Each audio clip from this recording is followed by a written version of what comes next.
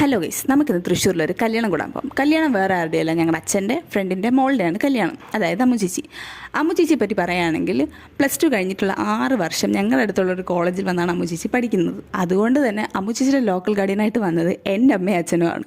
കോളേജിൽ ലീവ് വരുമ്പോൾ അമ്മു ചേച്ചി വീട്ടിൽ പോകാതെ ഇങ്ങോട്ടാണ് വരുന്നത്. അതുകൊണ്ടെന്താ, ഞങ്ങളുടെ എല്ലാ ബന്ധുക്കൾക്കും അമ്മു ചേച്ചി ആരാന്നറിയാം. അതുപോലെ തന്നെ പലരും തെറ്റിദ്ധരിച്ചിട്ടുണ്ട് ഞങ്ങൾ 3 മക്കളാണെന്നുള്ളത്. അപ്പം ആ അമ്മു ചേച്ചിയുടെ കല്യാണം കൂടാനാണ് ഞങ്ങളിന്ന് പോകുന്നത്. അച്ഛനും ചേട്ടനും കൂടി പ്ലാൻ ചെയ്ത് വരാനിരുന്ന ട്രെയിനിലല്ല അവർ വന്നത്. കാരണം അച്ഛൻ ഉറക്കം എഴുന്നേറ്റപ്പോൾ ലേറ്റായി.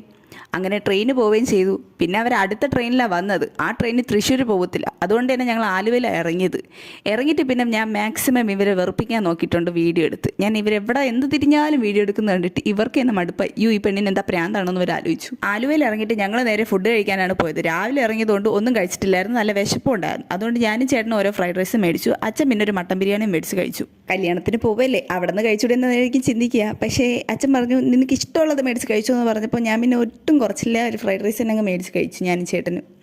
അത് കഴിഞ്ഞ് ബില്ലൊക്കെ പേ ചെയ്തിട്ട് ഞങ്ങൾ തിരിച്ച് ബസ് സ്റ്റാൻഡിലോട്ട് പോവുകയാണ്. അതിൻ്റെ ഇടയ്ക്ക് ഞങ്ങൾ ഗിഫ്റ്റ് മേടിച്ചായിരുന്നു.